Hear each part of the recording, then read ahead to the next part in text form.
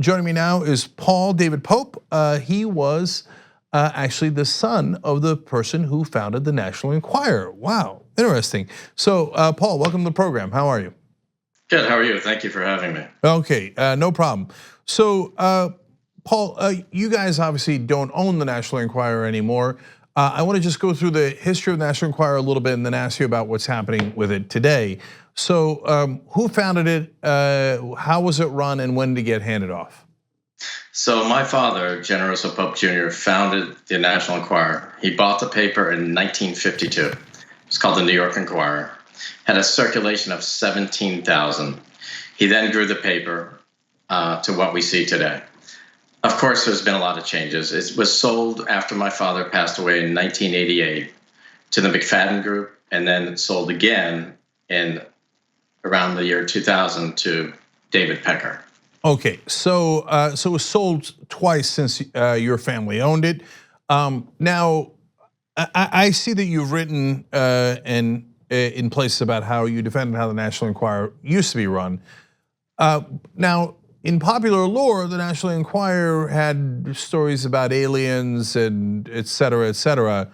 Are you saying that that didn't happen, or that didn't happen on your watch? Well, let me give you a little history. It's interesting. I was always teased growing up. You can imagine in the family, people asking me, teasing me at school, two-headed babies, aliens. In fact, when my father was at the helm of the Enquirer, the journalism was true. And we just got a bad rap all the time. If we were sued, which we weren't sued often, it was highly, highly, highly publicized. We actually only lost one lawsuit, Cal Burnett, and that was to a sympathetic jury. However, we had a sister publication called the Weekly World News, and that was a publication that had the two-headed babies and the Loch Ness Monster and all those crazy, funny stories. But the fact is, we suffered from negative recognition for so long, my father, running this paper. And this paper was like his baby. When he broke the Gary Hart story in 1985, finally the mainstream press started saying, wow, these guys are reporting credible, real journalism. And from that point on, it's like the mainstream press, everybody started paying attention to the Enquirer. Right, and look, it's well known that Enquirer had for a long time an army of lawyers, and so part of that would be to defend against the lawsuits, but part of it was to make sure you didn't get in the lawsuits in the first place. It's a funny timeline, and there's different points at which I'm sure that I could have found stories that I disagreed with or that I wasn't sure were exactly right. But you're right that you guys did break the Gary Hart story, which is a massive, real political story that ended his career and might have affected who became president. So the Enquirer at least does have a track record, right or wrong, of affecting presidential elections, which brings us to the present. What's your view of how David Pecker has run the National Enquirer? I think it's a very sad state of affairs. You had my father, who would have never used his publication for self-gain, for extortion, for blackmail. He would never put out special interest publications. So to answer your question, it would have just never happened. He was very true to the journalistic ethics and what was right and what was wrong. So perhaps David Pecker is doing what any corporate raider would do, and they're maximizing what they need to do. And keep in mind too, the paper right now is $800 million in debt. The circulation now is about 400,000 or 500,000. When my father had it, it was 5 million copies a week, and we had a pass-along readership of 5. So for over a decade, my father affected 20 million people. So the change is huge, and not only in that, but also in the editorial people and the staff. It was just, we had the best reporters that money could buy. So, look, in terms of circulation, there are a number of factors that go into that, including the decline of magazines overall. But I think a lot of people might be interested to find out, how do they have $800 million in debt and they could still run it? How does that work? That's a good question. David has managed to reinvent himself. He has a lot of shareholders and bondholders and backers. And he's acquired magazines along the way to keep the ship floating. And I think perhaps one would need to look into, it's a follow the money story.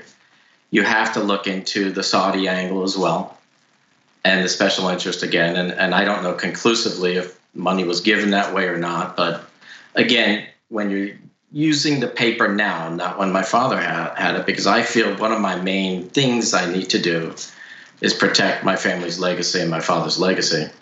Again, he's using it for self-gain, promotion, political things. And in leading up to the Bezos, I mean, that is just unbelievable what has occurred. And I applaud Jeff for doing this. I think it's good. I mean, thank God he did this and he stood up to them. People should stand up to people. No one should be above the law. No one should extort or blackmail anybody. So at this point, if that's a lot of illegal actions that they have either admitted or been charged with. Would you mind if the National Enquirer was shut down, or would you celebrate that? I was just asked this, and I think the legacy would go on either way that my father started. I think if the paper continues to do the types of things it's been doing the last several years, it's probably better if they shut it down. And I don't see anything or anyone coming that can resurrect this or change the present course. So I don't think everything in life is cyclical. Businesses are cyclical. So, print media, as has changed. The interesting thing is my father's imprint is on everything we see today, whether it's, every newspaper, every TMZ, everybody's copied what he's done. In some ways, I think my father would be rolling over in his grave going, wow, this is just a free-for-all. And in other ways, I think he'd be shocked to see the amount he's affected this culture, because it's everything we touch, see, and feel today has his imprint on it.